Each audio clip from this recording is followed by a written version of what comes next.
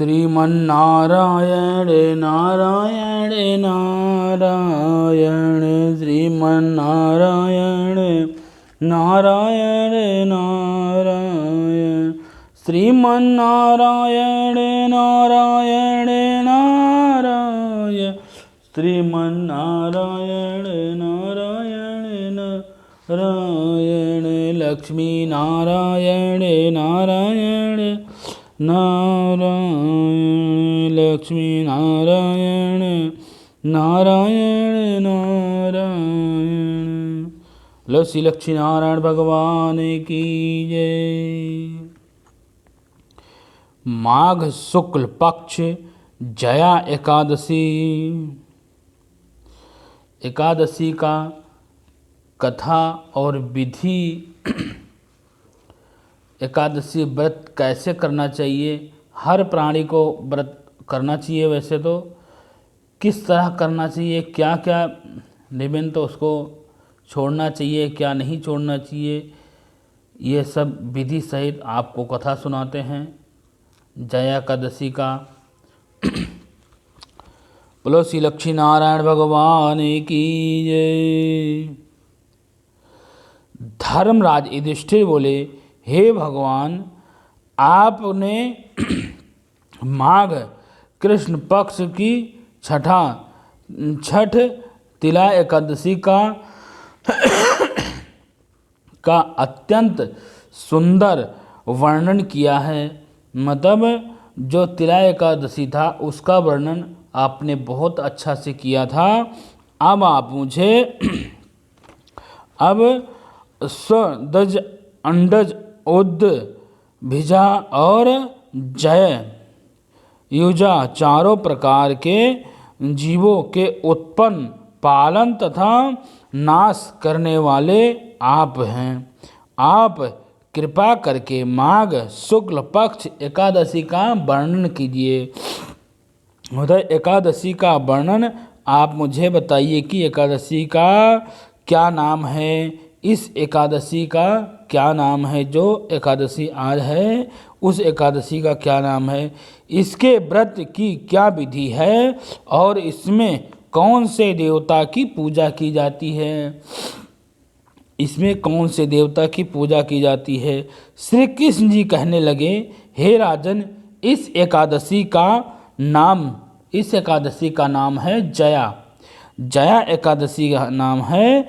इसका व्रत करने से मनुष्य ब्रह्म हत्या, मनुष्य जो है अगर उसने ब्रह्म हत्या भी कर रखी है तो भी उसका छूट जाएगा, मोक्ष को प्राप्त हो जाएगा तथा इसके प्रभाव से भूत पिशाच आदि योनियों से मुक्त हो जाता है। इस व्रत को विधि पूर्वक करना चाहिए। और अब मैं तुम्हें पद्म पुराण में वर्णित इसकी महिमा की एक कथा सुनाता हूँ। पद्म पुराण जो इंद्रप्रस्थ में था, वहाँ की एक आपको महिमा सुनाता हूँ। एक कथा है। देवराज इंद्र स्वर्ग में राज्य करते थे। देवराज इंद्र जो हैं वो स्वर्ग में राज्य करते थे और अन्य सभी देवतागण जो भी छोटे छोटे देवता थे वो देवराज इंद्र के पास ही रहते थे, सुखपूर्वक स्वर्ग में रहते थे। एक समय इंद्र अपनी इच्छा अनुसार, इंद्र को इच्छा हुई कि चलो कुछ नृत्य सुना जाए, कुछ गाने, कुछ नाच गाने सुना जाए, और अपने अप्सराओं के साथ, उनकी जो अप्सराएं थी उनके साथ वो चल दिए, विहार कर रहे थे और गंधर्व गान कर रहे थे। गंधर्व जो थे वो गान कर रहे थे। उन गंधर्वों में प्रसिद्ध पुष्पदा तथा उनकी कन्या पुष्पवती और चित्रसेना तथा उसकी स्त्री मालिनी भी थी। मालिनी का पुत्र पुष्पवन और उनका पुत्र माल्यवन भी था, उपस्थित था वहाँ पर। पुष्पवती गंधर्व कन्या माल्यवन को देख करके उस पर मोहित हो गई और माल्यवन पर काम कामवाण मतलब कामवाण कामाक्षिक बाण जो होता है मतलब नज़र से देखना अपनी तिरछी नज़र से देखना, कहीं कुछ इधर मटकाना कहीं उधर मटकाना, तो वो करने लगी और उसको अपने बस में कर लिया। मतलब इसी तरह से उसको कहीं मुस्कुरा रही है, कहीं आंख मार रही है, कहीं कुछ कर रही है, तो उसको अपनी तरह अपनी बस में कर लिया। हे राजन, पुष्पवती भी अत्यंत सुंदर थी। जो पुष्पवती थी वो बहुत ही सुंदर थी। अब वह इंद्र को प्रसन्न करने के लिए गाना गाने लगी। इंद्र को प्रसन्न करने के लिए गाना गाने लगी, परंतु प्रत मोहित हो गया। मतलब वो भी लड़का जो था वो भी बहुत मोहित हो गया और उनके जाने के कारण उसका चित्त भ्रमित हो गया। मतलब जो उसका जो ध्यान था वो भ्रमित हो गया। इसके ठीक ही प्रकाश न गाने तथा ताल स्वर ठीक न होने से इंद्र इनके प्रेम को समझ गए। मतलब वो गाना गा रही थी और वो बजा रहा था, हमें तो लग रहा है, तो जब बजा रहा था तो वो गाना गाते समय उसने मतलब ठीक ठाक नहीं गाया। उसके शब्द जो हैं वो दूसरी तरह कुछ और निकल गए। उसके जो शब्द मुख से जो बाण निकले वो कुछ और निकल गए। तो ठीक ठाक जब नहीं गा पा रहे थे तो इन दोनों को देखा। इंद्र ने इन दोनों को देखा और प्रेम, इसमें समझ गए कि ये दोनों प्रेम कर रहे हैं। प्रेम को समझ गए और उन्होंने इसमें अपना अपमान समझा। इंद्र ने अपना अपमान समझा। उसको तो थोड़े से में इंद्र वो ऐसे ही थोड़े से में अपना अपमान और उसके अपनी गद्दी छीनने का बहुत डर रहता है इंद्र को। तो वो अपना अपमान समझ करके उनको श्राप दे दिया। उनको जो एक दूसरे को प्रेम करते थे वो उनको श्राप दे दिया। इंद्र ने कहा कि मूर्खों, तुमने मेरी आज्ञा क्या उल्लंघन किया है। मूर्खों, तुमने मेरी आज्ञा का उल्लंघन किया है, इसीलिए तुम्हें धिक्कार है। अब तुम दोनों स्त्री पुरुष के रूप में मात्यलोक में जा करके पिशाच रूप धारण करोगे। मतलब वह मात्य शल्य रूप हो जाओगे और वहाँ जा करके भूत प्रेत बन जाओगे। तुम जाओ, राक्षस बन जाओगे। जाओ, तुम 50 रूप धारण कर लो और आप अपने किए का फल भोगो। जो तुमने हमारे साथ किया है, हमारा तुमने मजाक उड़ाया है, इसका तुम्हें मिलेगा, दंड मिलेगा। तुम जाओ, यह अपना जो है इसका दंड भोगोगे। इंद्र का ऐसा श्राप सुन करके वह अत्यंत दुखी हो गए। वो दोनों अत्यंत दुखी हो गए और हिमालय पर्वत पर दुखी पूर्वक अपना जीवन व्यतीत करने लगे।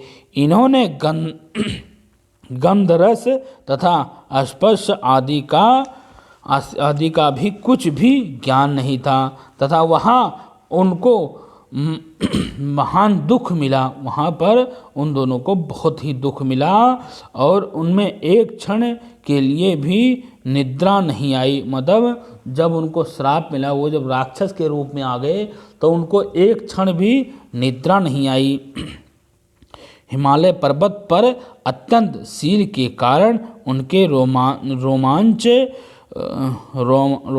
खड़े रहते थे और दांत मारे शीत के बजते रहते। मतलब इतना ठंडा रहता था, वो दांत काटते रहते थे, दांत बज रहे थे। एक दिन पिशाच ने अपनी स्त्री से कहा कि पिछले जन्म में हमने ऐसे कौन से पाप किए थे।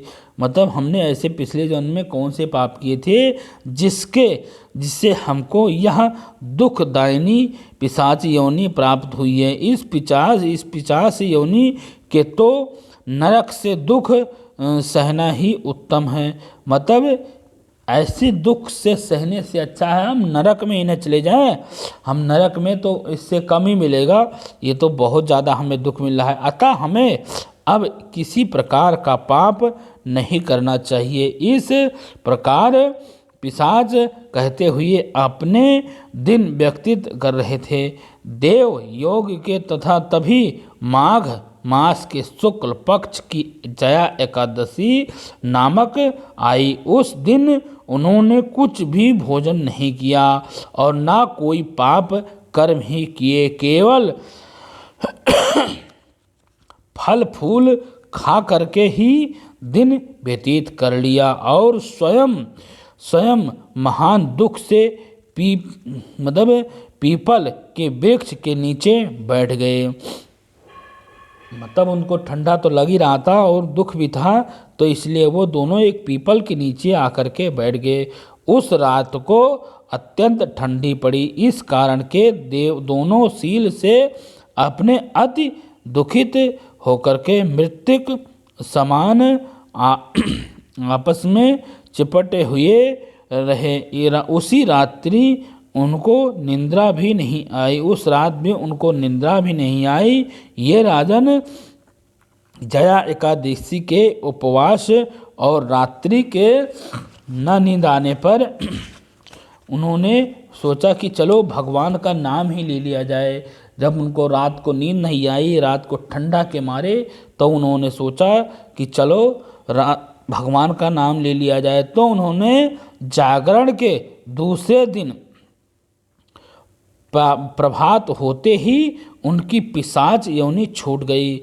अत्यंत सुंदर गंधर्व और अप्सराएं की देह धारण कर सुंदर वस्त्र भूषण से अलंकृत हो उन्होंने स्वर्गलोक को प्रसन्न किया। मतलब वो रात भर नींद सोए भी नहीं, तो उन्होंने भगवान का नाम लिया और उसके भगवान ने उनको जागरण समझ करके और उसका जो पिशाच योनि था उसको खत्म कर दिया और स्वर्गलोक को प्रस्थान किए। उस समय आकाश में देवता तथा गंधर्व उनकी स्तुति कर रहे थे तथा पुष्पवन करने वाले स्वर्गलोक में जाकर के उन दोनों ने देवराज इंद्र को प्रणाम किया। इनको पहले रूप में देख करके अत्यंत इंद्र ने श्राप दिया था कि जाओ तुम पिशाच जाओ। तो वो जब वहाँ देवलोक में गए, इंद्र को प्रणाम किया, तो इंद्र इनको पहले के रूप में देख करके अत्यंत आश्चर्यविंत हुए और पूछने लगे कि तुमने अपनी पिशाच योनि के किस प्रकार से छुड़ाई है, कि मैंने तुम्हें पिशाच बना दिया था, अब तुम कैसे छूट गए, तुम मुझे इसका वर्णन कहो।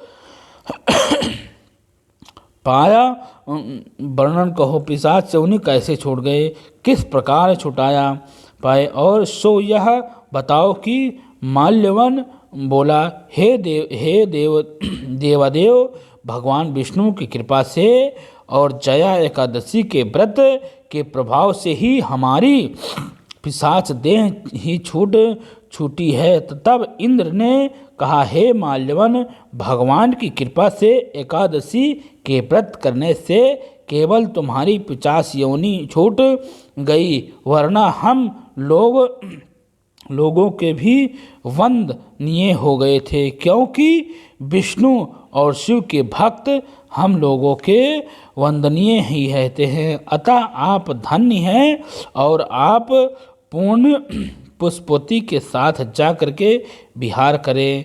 और श्री कृष्ण कहने लगे कि हे राजन युधिष्ठिर, इस जया एकादशी के व्रत की बुरी योनि छूट गई और जिस मनुष्य के एक एकादशी का व्रत किया है उसने मानो सब यज्ञ जप दान आदि कर लिए हैं। जो मनुष्य जया एकादशी का व्रत करते हैं वह अवश्य ही 1000 वर्ष तथा स्वर्ग में वास करते हैं। इस तरह एकादशी का व्रत करना चाहिए। कोई अगर एक भी एकादशी करता है जया एकादशी, तो वो 1000 गुना स्वर्ग में वास करता है। उसका जया एकादशी का अगर संपूर्ण हो गया तो यज्ञ जाप दान तप सब उसका एकदम फलीभूत हो जाता है और भगवान की कृपा से उसको स्वर्ग की प्राप्ति होती है, उसकी सभी मनोकामना पूर्ण होता है। इस व्रत में गुंदगिरी के पाठ हवन का सागर चाहिए और दूध वह गुंडी वनी मिठाई यह सामग्री और फल मेवा आदि लिए जाना चाहिए। तो श्री कृष्ण भगवान की जय। श्रीमन्नारायण नारायण नारायण लक्ष्मी नारायण नारायण नारायण लक्ष्मी नारायण नारायण नारायण लक्ष्मी नारायण नारायण नारायण। श्री लक्ष्मी नारायण भगवान की जय। श्री रामचंद्र भगवान की जय। पवन सुत हनुमान की जय। श्रीमन्नारायण नारायण नारायण।